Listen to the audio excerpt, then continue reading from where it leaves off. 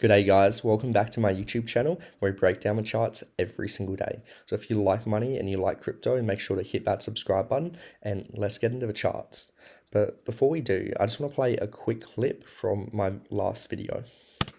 So that's why I've actually closed my short position. I am currently in a long position from my blue box here, expecting that since we did hold this as support, that we are going to get a move back up to the top of a range up here. Now, as you guys can see, we did take that long trade back here and we got to move up to the top of a range exactly as I predicted.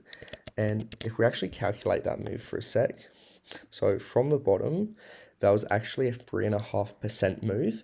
And with 10x leverage, that's actually 35% you could have made on that trade. And if you did hold it all the way up to the top of a range,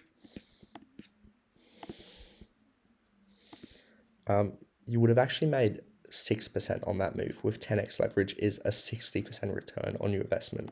So we absolutely nailed that trade spot on. But where are we going from here?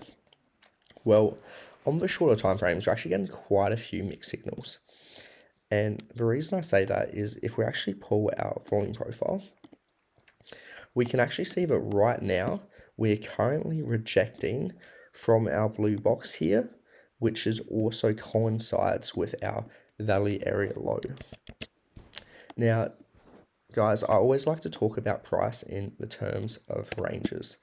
And for the last few weeks, we've been trading within this sideways range here. And we've been taking longs at the bottom of a range and shorts at the top of a range. And that's how we've been trading this market. However, guys, we are currently underneath our blue box of support, now flipped into resistance, and we are having trouble getting back above this level. And if we can't actually get back above that blue box, it is actually more likely than not when we are going to see a move down to around the $28,700 level. So this is really a key level in the short term that we do need to get back above if we do want to see price make its way up to the top of our range.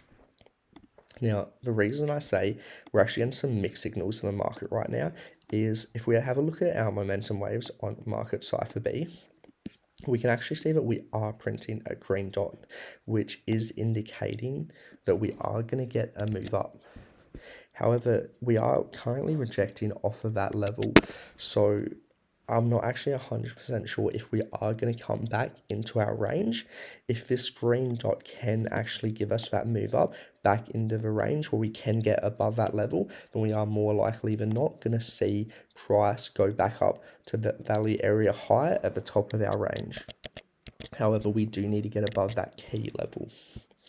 Now, let's go to some higher time frames for a second.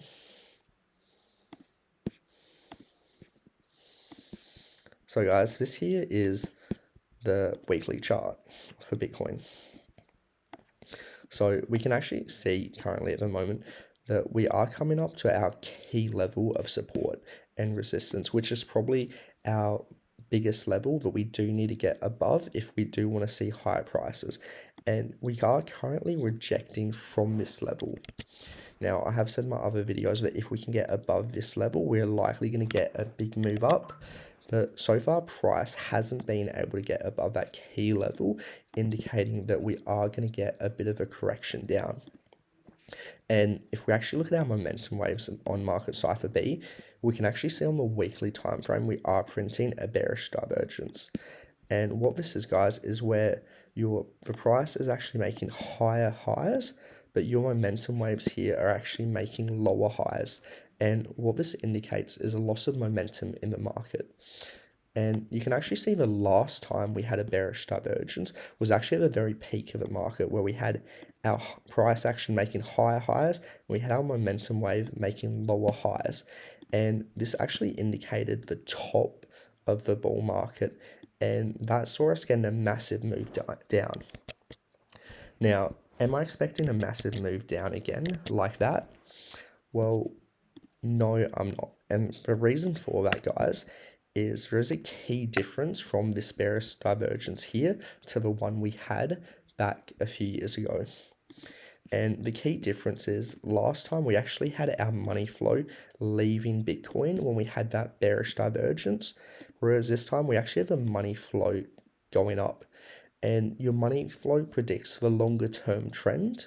And this is why I'm not expecting as big of a move down from this bearish divergence. So I am expecting price to come down a little bit, potentially to the mid-range point, which could be around here, before then getting a bigger move to the upside. And if we actually go back to we'll go back to this chart here. So the level I will be targeting for price to come down to, if we do get a breakdown, will be this blue box here at around 28,700. Now, I don't think that we will act based on how the weekly chart and the higher timeframes look.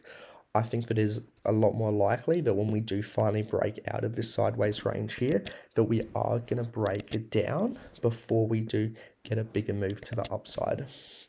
And the reason for that is even though on the shorter term timeframes, on the 4-hour chart, we are looking like we are going to get a bit of a move up.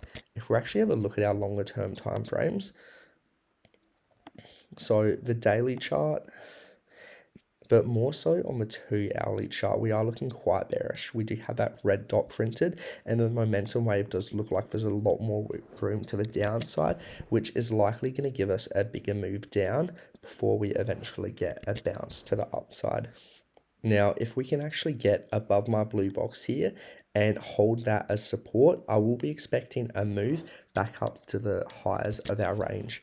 And the exact level I will be targeting for that move to the upside, if we pull a Fibonacci retracement from the high of our range to the bottom, I will be targeting this Fibonacci golden pocket here. And we can actually draw a little box in between the Fibonacci golden pocket and my orange line of support here.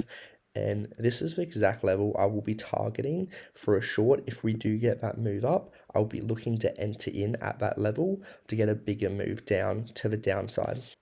So that's what I am currently looking at in the charts, guys. And that's pretty much all I have for today. If you liked that video, make sure to like and subscribe, and I'll see you guys next time.